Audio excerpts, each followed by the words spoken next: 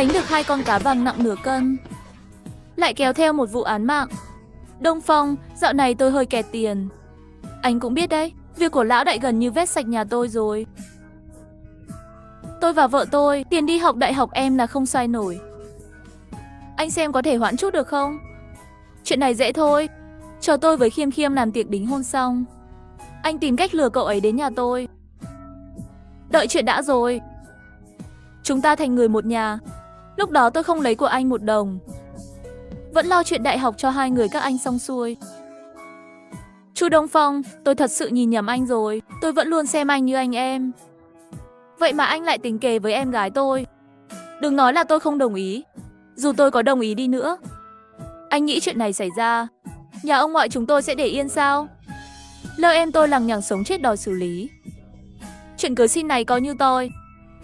Diệp Quý Niên cũng không phải kẻ ngu ngốc.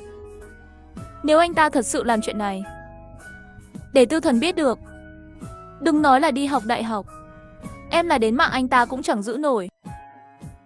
Phong Phong, chuyện này anh đừng có mà nghĩ tới. Tôi thà không học đại học, cũng không bán rẻ em gái mình. Nói chuyện nghiêm túc mà cứ ba xàm ba láp. Người không biết còn tưởng anh thật sự tốt với Diệp Thiến Thiến. Hôm nay tôi gặp Khiêm Khiêm, hơi bị đắc ý quên mình chút.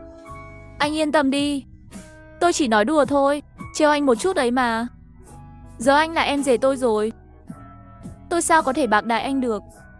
Anh viết cho tôi một tờ giấy nợ. Chuyện đại học của anh và vợ anh, tôi sẽ lo hết. À, tôi quên hỏi anh muốn vào trường đại học nào? Có muốn đến Giang Phố không? Vợ tôi là người Kinh Thành.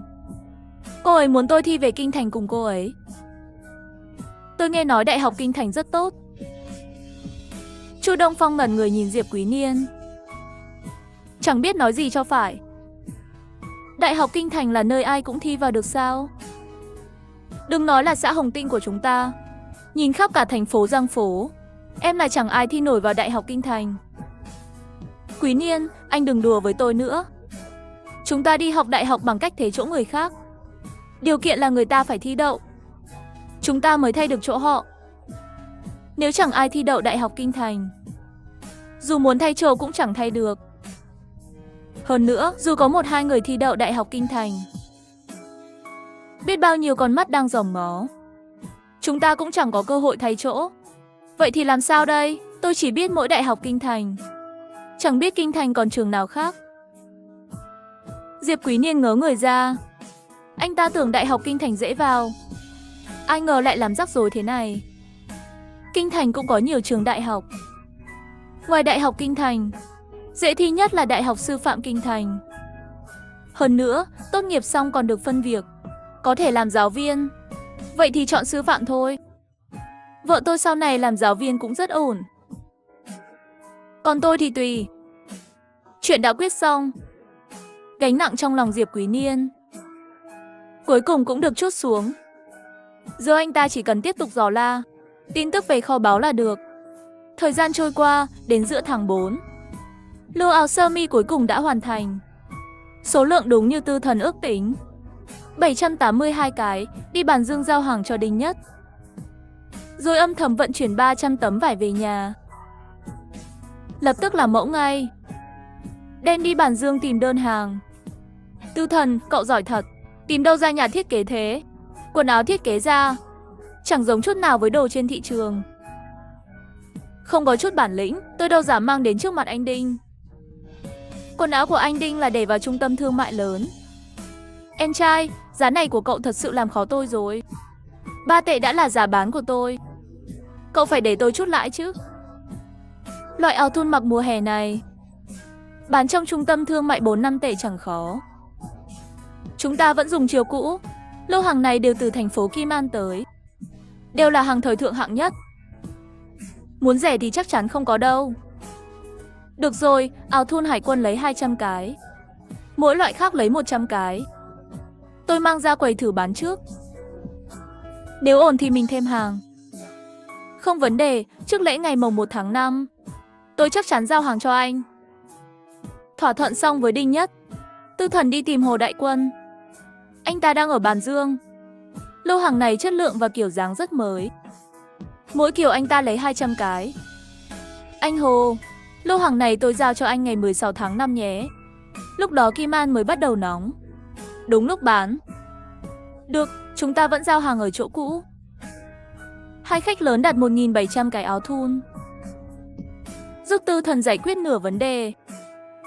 Sau đó, anh lại tìm vài thương lái ngoại tình ở Bàn Dương. Họ thấy mẫu hàng, cũng rất hứng thú với áo thun hải quân. Hầu như ai cũng đặt từ 200 đến 400 cái áo thun hải quân. Chưa đầy 2 ngày áo thun hải quân cháy hàng. Nhìn tình hình này, biết ngay áo thun hải quân chắc chắn bán chạy nhất. Anh lập tức chạy đến chỗ Trương Kiến Minh, đặt thêm 200 tấm vải sọc xanh, cầm đơn hàng và 200 tấm vải sọc. Tư Thần mới về nhà, thấy nhà phía đông đã bị đẩy sập hoàn toàn. Nhà mới cũng đã hiện hình. Vừa vào cửa, Diệp Viễn Sơn gọi Tư Thần vào phòng đông, đưa 2 con cá vàng nhỏ vào tay anh. Ba, cái này. Tư Thần nhìn con cá vàng trong tay, cả người sững sờ ngạc nhiên. Nhà họ Diệp 3 đời nghèo khó, làm sao có thứ như cá vàng được? Khi phá rỡ nhà phía đông, tìm được 2 con cá vàng này, nhà mình còn phải làm thêm một lô áo thun nhập hàng, cần kha khá tiền. Con tìm cách đem cá vàng ra chợ đen bán đi. Như vậy tiền trong tay con cũng dư giả hơn. Nhìn con cá vàng trong tay, Tư Thần không khỏi nhớ đến kiếp trước về cái chết của Diệp Tiểu Niên. Nếu không nhớ nhầm, khi đó mình rời khỏi đội sản xuất Tiểu Hà. Trước khi Diệp Tiểu Niên chết, có thời gian dài sống trong khu nhà ở. Lúc đó nhà Diệp Tam gia cứ hay bị rắn quấy nhiễu, bắt hết đợt này đến đợt khác, như thể chẳng bao giờ bắt hết được. Diệp Tiểu Niên rơi xuống sông chết đuối. Diệp Tam gia chán nản dọn về nhà, nhưng không còn bị rắn quấy nhiễu nữa. Lẽ nào Diệp Tiểu Niên phát hiện 2 con cá vàng và để lộ ra ngoài? Trùng hợp thay, sau khi Diệp Tiểu Niên chết, Diệp Quý Niên lại phát một khoản tiền nhỏ. Chẳng lẽ năm đó Diệp Tiểu Niên chết có liên quan đến Diệp Quý Niên? Nghĩ đến khả năng này, Tư Thần kinh ngạc tột độ. Anh thật không ngờ Diệp Quý Niên lại có thể ra tay với Diệp Tiểu Niên. Chuyện này anh nhất định phải điều tra kỹ. Ba, con hiện giờ không thiếu tiền, không cần thiết phải mạo hiểm đem cá vàng ra chợ đen bán. Ba cất đi trước đi, sau này làm cho mẹ cái vòng vàng.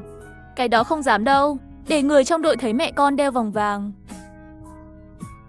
chẳng biết sẽ có lời ra tiếng vào gì.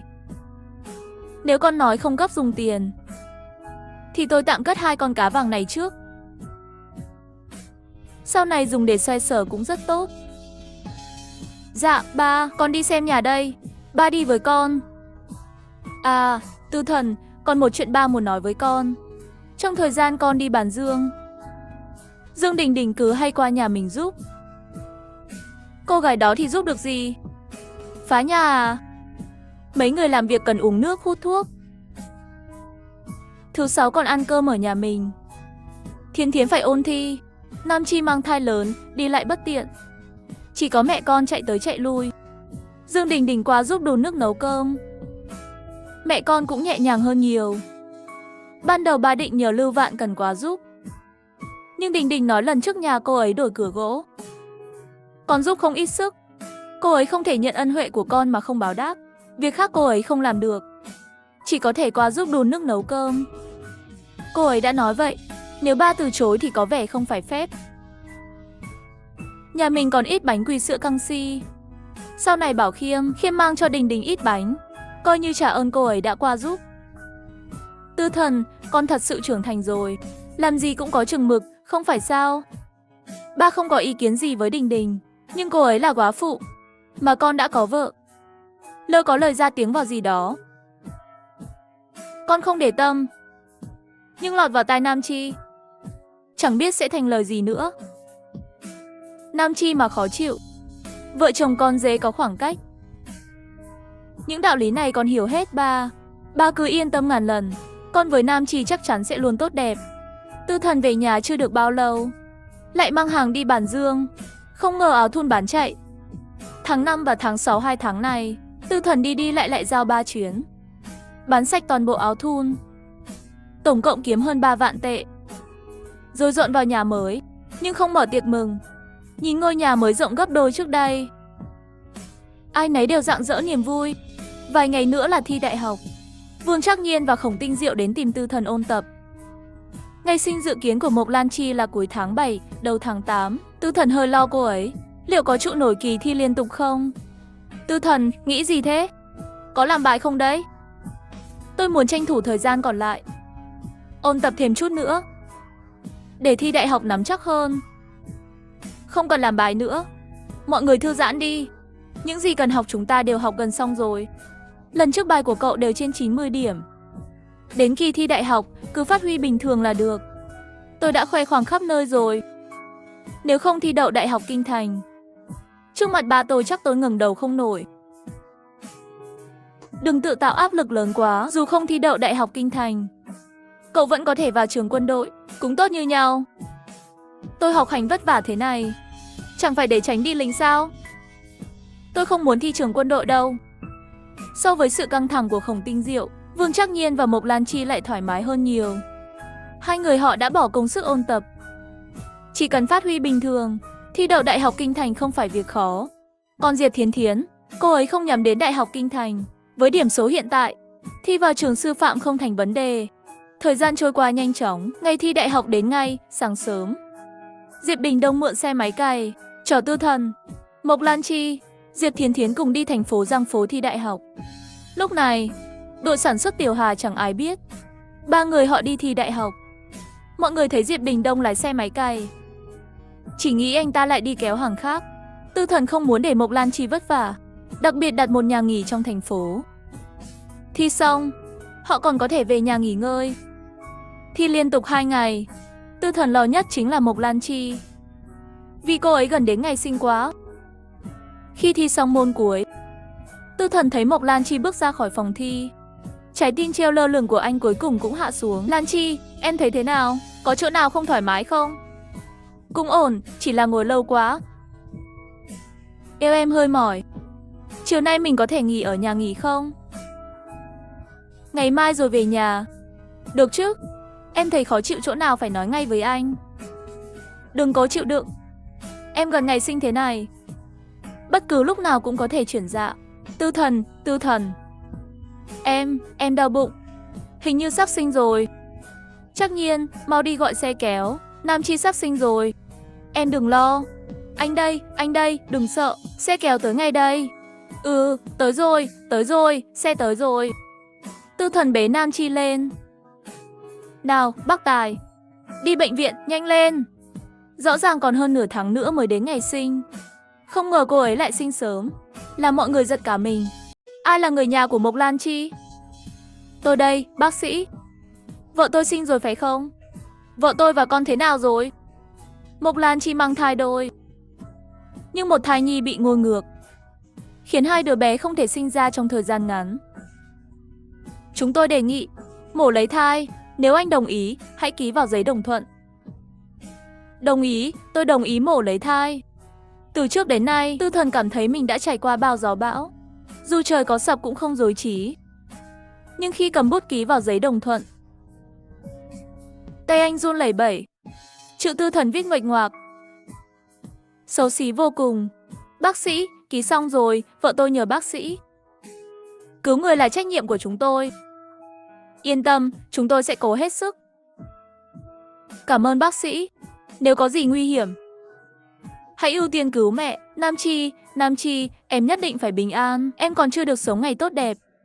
Em nhất định phải bình an. Thời gian chờ đợi, mỗi phút mỗi giây đều vô cùng dày vò. Tư Thần cuối cùng cũng hiểu thế nào là sống một ngày dài như năm. May mắn là mổ lấy thai không phải ca khó. 20 phút sau, cửa phòng phẫu thuật mở ra. 2 y tá mỉm cười nhìn đám người đang lo lắng chờ bên ngoài. Chúc mừng, là thai long phụng. Vợ tôi thế nào rồi? Mọi thứ đều ổn. Mẹ vẫn cần ở lại phòng phẫu thuật quan sát nửa tiếng. Nếu không có vấn đề gì sẽ được chuyển sang phòng bệnh. Nghe câu này, gánh nặng trong lòng Tư Thần cuối cùng cũng được trút xuống. Lúc này anh mới phản ứng lại, mọi chuyện xảy ra quá đột ngột, chẳng chuẩn bị gì cả. Khiêm, em đi hỏi y tá xem cần mua những gì. Mau ra ngoài mua về. Để em đi ngay. Chúng tôi cũng đi giúp nhé. Mấy đứa đi nhanh về nhanh. Đồng chí, đưa bọn trẻ cho chúng tôi nhé. Y tá, cho hỏi hai đứa trẻ có dấu hiệu gì trên người không? Vì trong thành phố có đến chục đứa trẻ. Đừng để bé nhầm nhé. Vết bớt thì không có. Nhưng, hình dạng vết bớt mông cổ trên mông thai long phụng rất thú vị. Nói rồi, y tá nhận lấy bọn trẻ, đặc biệt mở tã cho Tư Thần xem. Chỉ thấy trên mông hai đứa trẻ, quả nhiên có một vết bớt mông cổ hình tròn, giống như bị ai đấm một cú. Có dấu hiệu đặc biệt thế này thì không lo bế nhầm. Mỗi đứa trẻ, trên cổ tay đều có vòng tay, không bế nhầm đâu. Yên tâm giao cho chúng tôi nhé. Thuốc mê trên người Mộc Lan Chi chưa hết hẳn. Cả người trông mơ mơ màng màng. Tư Thần đắp chăn kỹ cho cô ấy, để cô ấy nghỉ ngơi cho tốt. Chẳng bao lâu, Diệp Thiến Thiến ba người mang theo bao lớn bao nhỏ trở về. Chiều không có xe, Tư Thần cũng không vội về báo tin. Sáng hôm sau, Diệp Thiến Thiến cùng Vương Trắc Nhiên, Khổng Tinh Diệu trở về. Triệu Tiểu Ngọc mới biết Mộc Lan hôm qua sinh con ở bệnh viện. Lập tức đem con gà mái nuôi hơn nửa năm đi làm thịt luôn, nấu canh gà cho bữa trưa nào. Viện Sơn đạp xe đạp, chở Triệu Tiểu Ngọc cùng đi bệnh viện thành phố thăm Mộc Lan. Hai người ôm bé con trong lòng, thích thú không chịu nổi. Nam Chi, con đúng là công thần lớn của nhà họ Diệp chúng ta. Thời gian này con cứ yên tâm ở bệnh viện. Mẹ ngày nào cũng sẽ qua đưa canh gà cho con. Con mổ lấy thai, cơ thể tổn thương nhiều.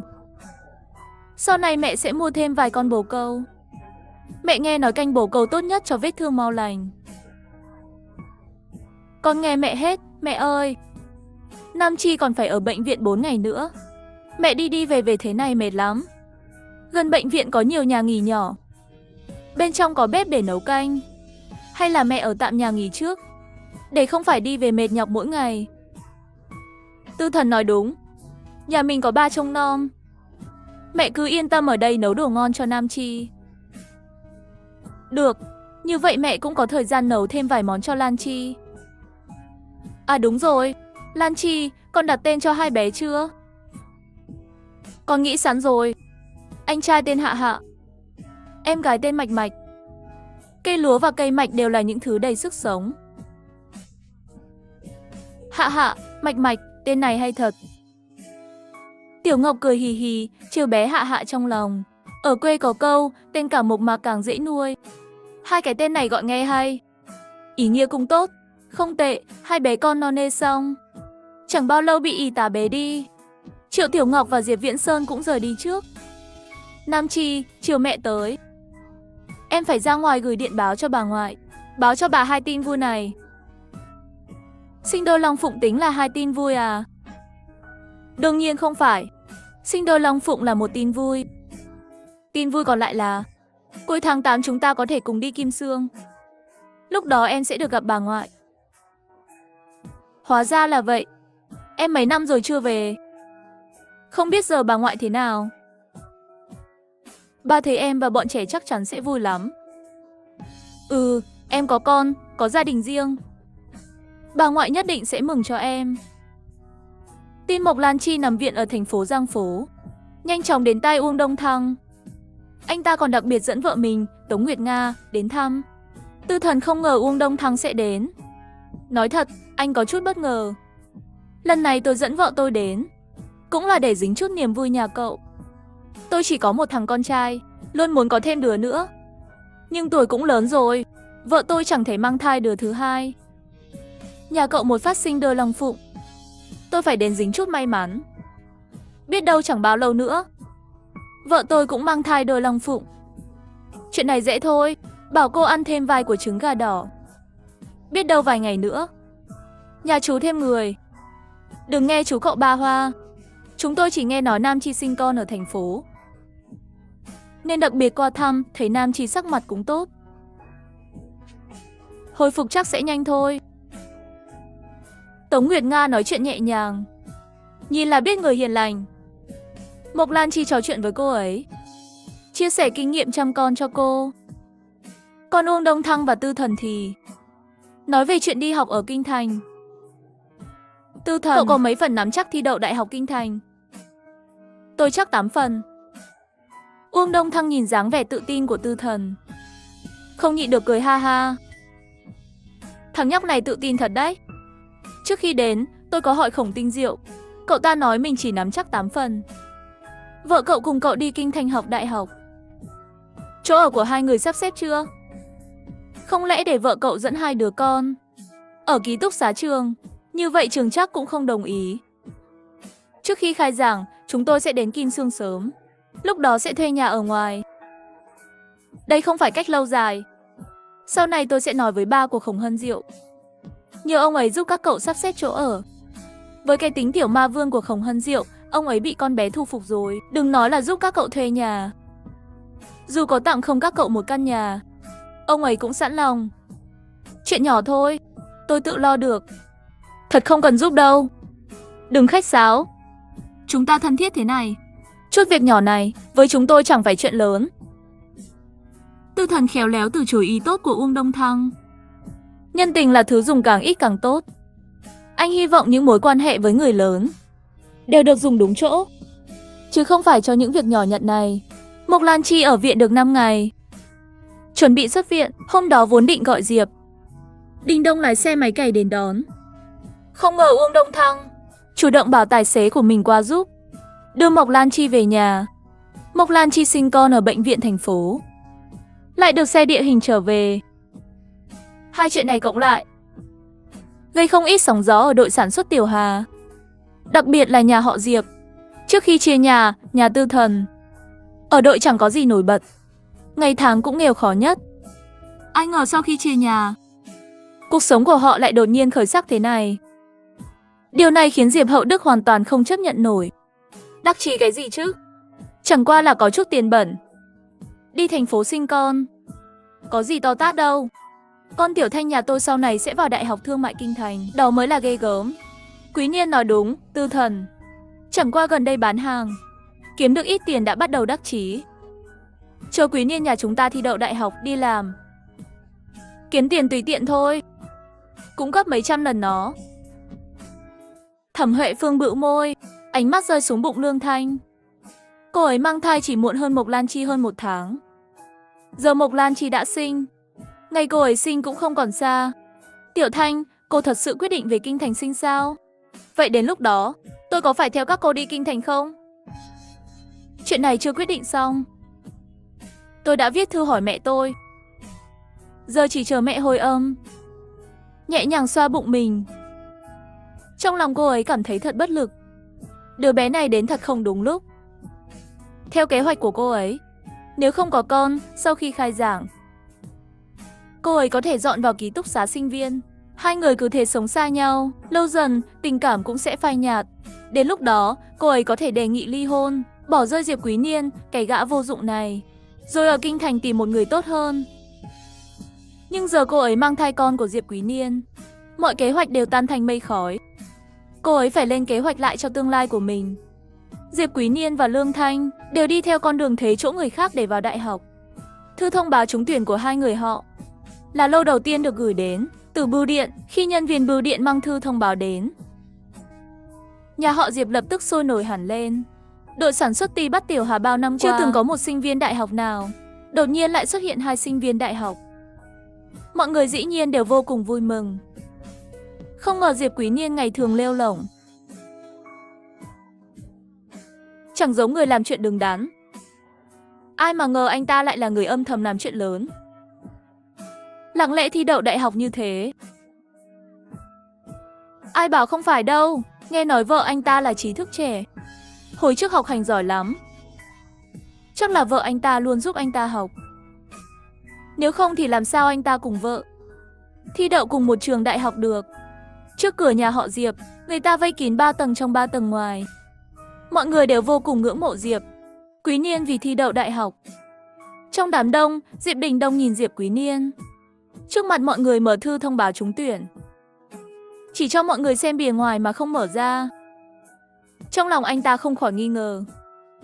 Theo lý mà nói, Diệp Quý Niên thi đậu đại học, chắc chắn sẽ muốn khoe thư thông báo cho cả đội xem.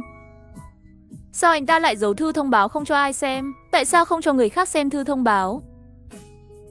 Chuyện bất thường ắt có vấn đề. Diệp Đình Đông không nhịn được, tiến lên xem xét kỹ hơn.